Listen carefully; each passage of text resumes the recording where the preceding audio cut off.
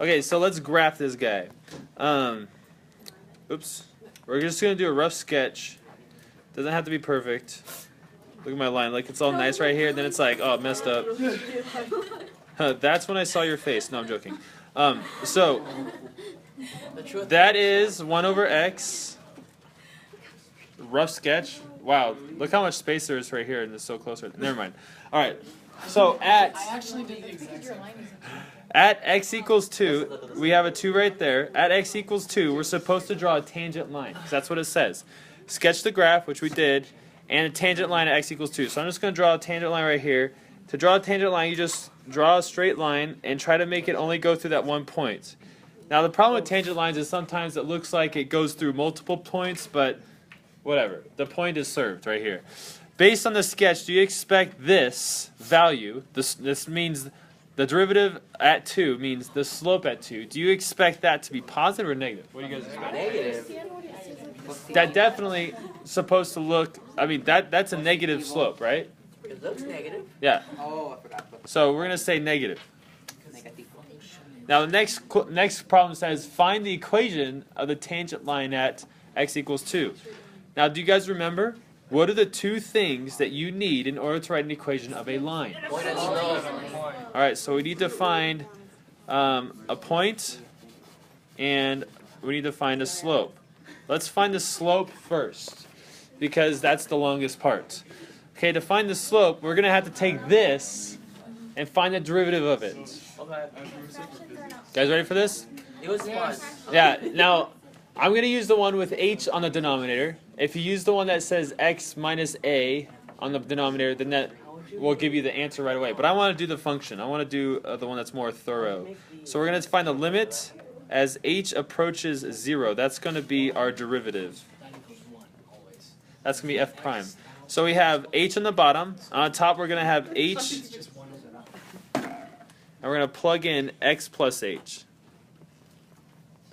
Alright, so I'm plugging in x plus h into the f function. So it goes 1 over x plus h for the first part. There's the 1 over x. So I plug in x plus h right there. Subtract 1 over x. And then we're going to divide that by h. There's not too much multiplying going on here until we have to find common denominators. So we want to simplify this. We got to start manipulating it. There's still limits written right here. I'm just not doing it. Now in order to add these, we have to find common denominators. And so we're going to multiply this by x and this top one by x. And then we're going to multiply this bottom one on the, for this fraction by x plus h and the top by x plus h. Now I have common denominators. Okay, so let's rewrite what we got. We have x over x times x plus h, and I'm going to keep those factored. I'm not going to multiply them out yet. I might not need to. Minus x plus h on the top over x times x plus h. Now, because it says subtract right here, that means we have to distribute this negative. So I'm going to change this to addition, and then change the signs right here of my x and my h. And then simplify it even more. Oh, don't forget we're dividing by h at the end.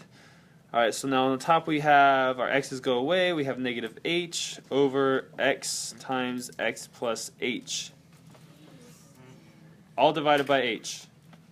Well, then we just press those out. Now, if we divide by h, that's the same as multiplying by its reciprocal. What's the reciprocal of h? 1 over h. Yeah, 1 over h, because that's h over 1 right there. So let's go negative h over x times x plus h, and we're going to multiply it by 1 over h, which is the reciprocal. The h's cancel out. Yay, we all rejoice. And then we have a negative 1 over x times x plus h. But we still have an h right here. Where's that? Isn't that h supposed to go away? It approaches 0. Yeah, we totally forgot about our limit. Okay, so let's rewrite that. We're trying to find the limit as h approaches 0 of 1 over x times x plus h. So if I plug in 0 for the h, we just substitute it in. The h just goes away, right? Yeah. It's gone. It goes to 0. And so I'm left with 1 over x squared. This is what f prime of x equals. Oh my goodness. That is gnarly. Negative. You forgot the negative. Oh yeah, I forgot the negative. Thank you for that. Okay, so that's my f prime.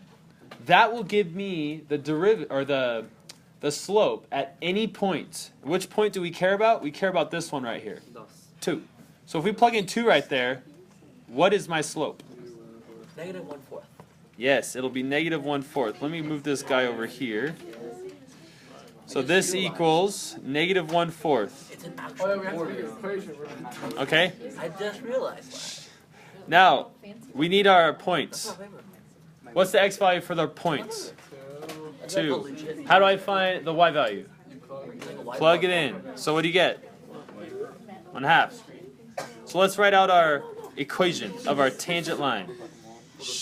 Equation of tangent line is y minus the y, which is 1/2, equals negative 1/4 times x minus 2.